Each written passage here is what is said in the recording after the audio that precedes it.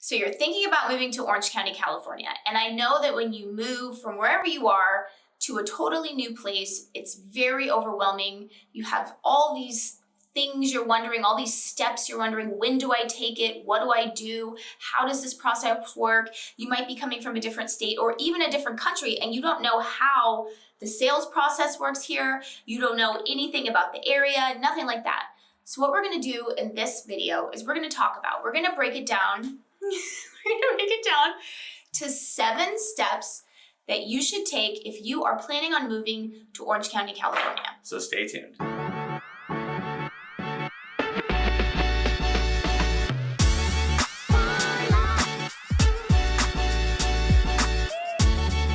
What's up, everybody? I'm Dezahd. And I'm Dezahd, and we're with Keller Realty right here in Orange County, California. And if this is your first time to the channel and you want to know everything there is to know about living in Orange County, don't forget to press on the subscribe button and don't forget to press on the bell so that you're notified every time that we upload a new video, because we upload new videos every week, often on Tuesdays and Thursdays. And, while they're often in the studio, they're also, often out and about. So it's boots on the ground. Boots on the ground. So you get to know a lot about Orange County on this channel. Yeah, and if you're watching this video, you might be thinking, wow, I love Orange County. I love the glitz. I love the glamour. I love the weather. I want to move out there now. But the thing is that I'm not in the area and I don't know anything about Orange County. And I totally get that. That's why you want to reach out to us, because that way we can have that conversation about what's important for you. And that way I can find that perfect home that will fit your needs. So what you want to do is you want to give us a call, shoot us a text, or send us an email. Or you can reach out to us via WhatsApp. However you want to get a hold of us, we've got your back. Okay, so the first step that you need to take, and I know this is going to sound cheesy and salesy, but you do need to reach out to us because Sean particularly has a lot of experience helping people move from all sorts of different places to Orange County. And he was actually telling me just today that a lot of times people, they don't reach out soon enough. So do you want to just talk about that first? Like, when should you reach out? What if you're a year away? You know what? Actually, a year away is fantastic. I mean, it depends on, when you get that inspiration to move here. But, it's never too early necessarily. So if you're a year out, 6 months out, 3 months out, sometimes people go, well, I'm not ready to buy right now, like literally like tomorrow. So I don't want to reach out. And they almost sound, I want to say apologetic, sort of like reaching out. I don't want to waste your time. I'm like, there's no, one, don't be apologetic about this stuff. But two, don't worry about reaching out to us about that. I want to make sure that, I help you kind of get everything sorted as far as getting clear about what your plan will be, and kind of also set expectations about how that will all, lay out as far as how it all unfolds. So basically, whether you're out 6 months out, 3 months out, obviously reach out to us because we can kind of make the process go as smoothly as possible. So number 2 on this list is getting pre-approved for a loan. And specifically, this applies to everybody, but you want to even talk about people that are coming from a different country because that can also be a totally different process as well. Oh, for sure. So basically, getting pre-approved is hugely important because for 2 reasons. Well, let's say for 3 reasons. One, you can find out how much you're approved for, right? So there's that, whatever that dollar figure is. Is it 500,000, $1 million, 2 million, whatever that number is. But 2, you're going to find out, okay, well, I understand I might be approved for, let's say, $2 million, but do I want to make that high of a payment anyway? Or does that payment actually make sense as far as my budget goes? Just because you're approved for that much doesn't necessarily means that you want to pay that much, but you want to find out, okay, what is your budget? Because I can't help you find a place if I don't know, and in general, what that dollar figure is ultimately, is it, okay, so yeah, you're approved for $2 million, but really you feel better with $1.5 million. Great, whatever that is. So we can actually kind of find all the houses that fall under that umbrella of under, let's say, $1.5 million to make you, again, comfortable with that purchase. And then another thing that's really important, is that when you're, let's say we do find a property that you just absolutely love and we don't have a pre-approval, okay, now we have a problem because now you're going to be, we're going to be just wild, scrambling. Yeah, scrambling to try to find, get the lender, to check out your paperwork or whatever to make sure that you're approved or whatever, and so they can offer a pre-approval. And it just makes the whole situation much more tense. And second is that, that perfect property that we just happen to uncover might be gone because a seller's not going to take your property, your offer seriously if you don't have a pre-approval letter. They don't know like what your qualifications are. And the last thing the seller wants to do is take their property off the market for just the hope that that buyer is qualified. They want more certainty. So it makes your offer stronger. The seller will take your offer more seriously, and we can make it happen. And then for those that are like, let's say, out of the country or out of state, whatever that situation might be. Well, out of the country is different, right? Because then they have to obtain credit in the United States. That's what I'm saying, yeah. So basically, if you're out of the country, then I don't even want to necessarily say, it just depends on the situation. That's why talking to a lender, because I mean, again, I'm not a lender, I'm going to stay in my lane here, but we have, great lenders that we work with that can definitely help you kind of figure out in your specific situation, like, are you 6 months out from getting that, being loan, credit worthy to get a loan? Because if you're out of the country, you may not have credit in this country that doesn't help you. Or let's say you may not have a green card. So like obviously lenders really look at like three things, right? Your assets, how much money do you have in your bank accounts, stock accounts or whatever that might be. And then they're gonna look at your credit scores. And of course, if you don't have credit here, it's not much, so you need to establish that right away. And then the third thing is obviously income. So, okay, how are you, if you're coming from out of the country, do you already have some sort of business set up here? Are you getting a salary job? What is that situation? Because that all, makes a huge difference. So step number 3 is selling the home that you own right now, if necessary, if you do own a home, or if you need to sell it, right? So what goes along with that step? Well, that's actually, it's interesting because we have people that reach out to us and they're in all stages of the process, right? And that's where it helps to reach out to us earlier than later, just because we can kind of help you navigate that situation. But if, sometimes people do have a home, and I always ask, like, well, are you needing or wanting to sell your home before you buy your new home? Or are you looking to, kind of, do you need to do that? Or can that be done after the fact? Do we have this domino effect where that has to sell for you to buy? So that, understanding that situation, we can try to coordinate these things where the closing can happen, as close as possible to that gap between you closing on your old home and you buying on your new home. Yeah, and if you do need to sell like your home, just understand that sometimes your offer, let's say, isn't as strong of an offer to a seller because it's what they call contingent on you selling your home. We're obviously letting the seller know, because they have to know, like that basically you can't facilitate the close of this deal until your sell closes. So it just there's a little bit more red tape to go through. Paperwork. Red tape. As opposed to someone that doesn't need to do that, right? Someone just goes, okay, I don't have to sell a place. I can just, get a loan right away and just close the deal. Whereas someone else might go, I really do need to pull these funds from the sale, the equity from the sale, to buy it as my down payment on this new purchase. So it can it is more complicated, but it's totally doable. It's just that, again, that's where we collaborate, we strategize to make sure that process goes as smoothly as possible. So step 5 on this list is getting your offer accepted. And so just talk about the process of, writing offers and then eventually getting it accepted, making sure you have a strong offer and all of that stuff. Yeah, and it's all about packaging your property, like, your offer as strong as possible for the property. So one thing is obviously, okay, what do we offer? So we look at, let's say, we look at the comparable sales, what's been going on in the area, because the market shifts. It shifts. I've seen it. We are in the middle of a market shift right now where it went from an extremely hot seller's market to a more balanced market now. So we're not dealing with these crazy overbids and where people are bidding hundreds of thousands of dollars over the list price.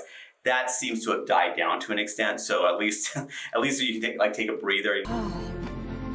I have a heart attack going, oh my gosh, like I have to bid like so much higher and I have to waive all my contingencies. So like no matter what the appraisal comes in at, I have to make up the difference. At least at this moment, we can have a more, sane selling process. So we can structure the offer where it's strong, but you're still protected and we're still writing a fair offer that makes sense for you. So, this is just, I love these kind of situations where it's just not this insane overheated market where, again, buyers are just totally overexposed, as far as there's just not that much protections in their offer. And then as far as that goes, so we write down the terms of the price, the terms, like, when you're looking to, close on the deal, have your contingencies in place as far as your outs, as far as like your inspection contingency, your appraisal contingency, loan contingency, and if necessary, contingency on the sale of your current home. So that's all built into the offer, but we still try to package it in a way that makes it super strong so the seller is compelled to go, this is a great offer. It's not like everything in a hope and dream, but this buyer will, they felt for like pretty assured that the buyer's going to close the deal. And then we certainly present, your pre-approval letter, your proof of funds, like all this stuff right off the bat, because we want to make a really strong first impression. We want to make that seller feel like, okay, these guys, they're on their game. This is going to go through and we can make something happen. So number 6 on this list is understanding your contingencies. So what is that in a purchase contract? Yeah, so basically when you write an offer, you submit what's called an earnest money deposit. So this is showing that you're serious about the deal, right? So you're submitting a certain amount of money, whatever that is. Every situation, every contract is a little bit different, of course. But let's just say the ballpark of, let's say 3% of the purchase price, right? Whatever that might be. Again, it's not always that way. It's just, it's just a number that we're just kind of throwing out there. Well, you just don't want to give, you don't want to give someone $50,000 and lose it. I want to protect your money as much as possible. So we have what's called contingencies, and these are what's in place. So the offer is contingent upon these items being satisfactory to you. So one is, inspection contingency. So that, as far as the days range goes, it's built into the offer 17 days. Many times it's whittled down a bit lower. So what does that mean, inspection? Yeah, so basically as far as inspection contingency, that gives you the opportunity to investigate the property. So if the property's in an HOA, you can review the HOA documents, make sure that nothing's kind of weird out there. You can view the disclosures. So the seller's going to tell you the history of the property as they know it, and they have to be, pretty forthright about what's going on, good, bad, ugly, whatever that might be. So you have a chance to review those things. And you have your inspections. So you have home inspection, where you hire a licensed inspector to go out, check out the property, and basically make sure the property is in satisfactory condition. And if there are things that come up, we can certainly respond, go to the seller and say, okay, these particular items are concerns of ours, and we would like them remedied, as far as that goes. And there's a little bit of back and forth about, let's say you give them a list of 5 things, maybe the seller does 3 things or offers to do 3 things. Does that work for you or not? But this is your time period to kind of do this due diligence so you're comfortable with the property. And of course, another major inspection is the termite inspection to make sure, because we are in California, houses primarily made of wood. You little termites! There are termites here. We got to make sure that, the property doesn't have too many issues, so especially if it's a house. Like if it's a condo or townhouse, less important just because the HOA tends to be in charge of the exterior. But as a detached single family house, that responsibility falls on you. So we want to make sure that, if the house needs to be tented, okay, that's something we need to get remedied most likely. Or if there's some dry rot, some wood repair. Again, it's not the end of the world, most likely. Obviously, we'll see the report, but basically, we want to make sure that the property is pretty solid, or at least will be remedied to be very solid by the time you close on the deal. So that's your inspection part, right? And then you have another major one is your appraisal contingency. So depending on the situation, depending on how hot the market is, earlier this year, people were waiving that. So if let's say you're buying property for $2 million. And it comes, the appraiser says, I see it worth more like 1.8 million.